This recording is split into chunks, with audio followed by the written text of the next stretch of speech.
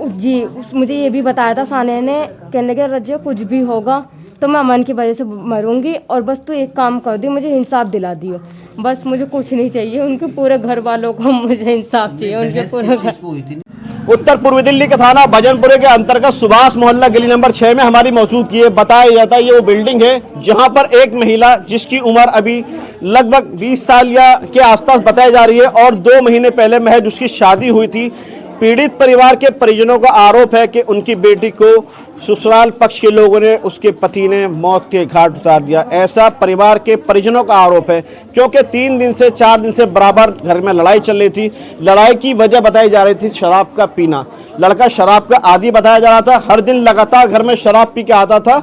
लेकिन कल शाम के बाद में लड़ाई शुरू होती है आपस में हस्बैंड वाइफ के बीच में। लेकिन सुबह जब ये गेट खुलता है, फ्लैट में एक फ्लैट में 2 परिवार रहते हैं। जब दूसरा परिवार अपने रूम से बाहर आता है तो वो एक महिला जिसका नाम बताया जा रहा है सानिया बताया जा रहा है, उसको हैंगिंग के रूप में देखा जाता है। लेकिन इस पीड़ित परिवार के परिजनों का यह आरोप है कि उसकी हत्या की गई है। अभी ये एक जांच का विषय है, दिल्ली पुलिस पूरे मामले की जांच करेगी, ये हत्या है या आत्महत्या। लेकिन परिजनों का आरोप है 2 महीने से कंटिन्यू इसमें लड़ाई झगड़ा चल रहा था, तरह तरह की मांगे की जा रही थी। उसके बाद में शराब का आदी बताया जा रहा है। शराब की बोतलें ऊपर भी देखी गई हैं, जहां हमने ग्राउंड जीरो पर जाकर देखा वहां शराब की बोतलें थीं।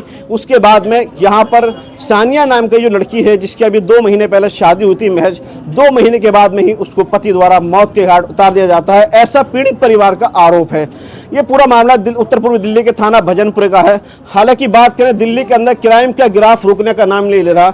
सुबह हमने शादरा जिले से डबल मर्डर की खबर आपको दिखाई थी, लेकिन आज जो मामला है ये उत्तर पूर्वी दिल्ली का थाना भजनपुरे का है। यहाँ भी एक हत्या का मामला है। पीड़ित परिवार के परिजनों का आरोप है कि उनकी बेटी की गला दबाकर हत्या की गई है और उसके बाद में पति वहां से फरार हो जाता है। जब यहाँ से उस लड़की को उसके यहाँ से दिल्ली के जीटीबी हॉस्पिटल ले जाया गया है, उसके बाद में डॉक्टर उसे ब्रॉड डेड घोषित कर दिया। उसके बाद में बॉडी को पुलिस ने शव को कब्जे में लेकर पोस्टमार्टम के लिए भेज दिया है। आइए पीड़ित परिवार से बात करते हैं, क्या है पूरा मामला।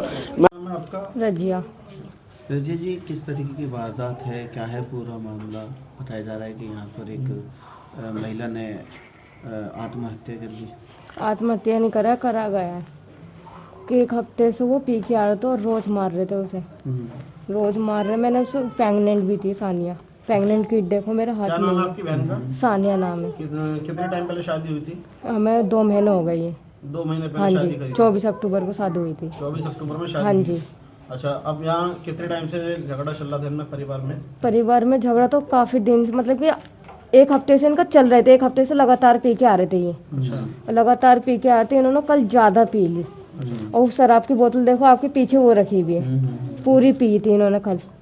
पूरी पी के इन्होंने कल, इनकी मसला बहस चल रही थी। मैंने कहा प्रेग्नेंट है, ऐसे ऊंच नीच हो जाएगा, रहने दो। तो उन्होंने कहा हाँ ठीक है जा। सानी ने भी कहने लगी जा रजिया मैं देख लूँगी। तो उतने में इनकी मारम पिट्टी हो रही थी, तो मैं ऊपर से देख रही थी, ऊपर से चढ़ के देख रही थी, वाटर कूलर लगा के मैं ऊपर से चढ़ के देख रही थी। तो उसे मार रहे थे, उसे पेट वेट में लात वात मार रहे थे, छटपटा रही थी यहीं पर फ्लैट पे यहीं पर। तो कैसे ना कैसे करके उसने गेट खोल के मेरे पास भाग के आ गई। अब मैंने सोहेल को, अब मेरे हस्बैंड है, उन्हें बाहर निकाल के मैंने कुंडी लगा लिया अंदर से। तो उन्होंने क्या करा, अमन ने, सानी के हस्बैंड ने, वो विंडो से कूद के वहाँ का उस वाला गेट है वहाँ से गेट में आ गए। फिर वो सानी कहने लगे जो होगा देखा जाएगा। उसने गेट खोल के बाहर ही निकल गए। तो उन्होंने जब भी मेरे सामने गला पकड़ लिया, उसके जवान में बाहर आ गई थी।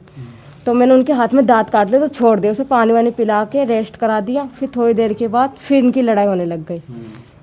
1-2 बज रहा था जब करीब रात का। हाँ जी। फिर जब मैं आई तो इनकी भैंस हो रही थी। मैंने कहा अब हम मारोगे नहीं? उन्हें कहने लगे हाँ मैं मारूंगा नहीं। सानी में कहने लगे मारेंगे नहीं, जा तू रजिया, ठीक है। फिर मैं आ गई कमरे में, फिर इनकी बहुत तेज आवाज़ आने लगे। फिर मैं 3 बजे करीब फिर गई। तो यूँ कहने लगे जा अब तू चली जा, मैं आराम से सो जाऊँगा। सानी भी कहने लगी सो जाऊँगी। अब उसके बाद मैं सुबह डायरेक्ट इसे 9:16 में यहाँ पर देखा था और ये कुछ भी नहीं था नीचे, कुछ भी नहीं था। ये चीज़ ये सब साइड था और बाकी वो लटकी भी थी। और रात शराब की बोतल पी और मैं यहाँ से देख रही थी जब वो लटका रहा था। और हमारे घर की भी कुंडी लगा दी गई यहाँ की। हाँ जी, कुंडी लगा दिया और इनका गेट खुल रहा था और सानी यहाँ थी।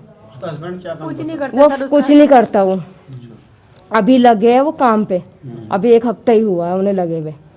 जब कभी आपकी जाते बहन को यहाँ लटका हुआ देखा, हाँ जी, उसके बाद में आपने पुलिस को कंप्लेंट किया क्या? कंप्लेंट नहीं करी उन्होंने, करने ही नहीं दिया, फोन ही नहीं दिया मेरे हाथ में उन्होंने।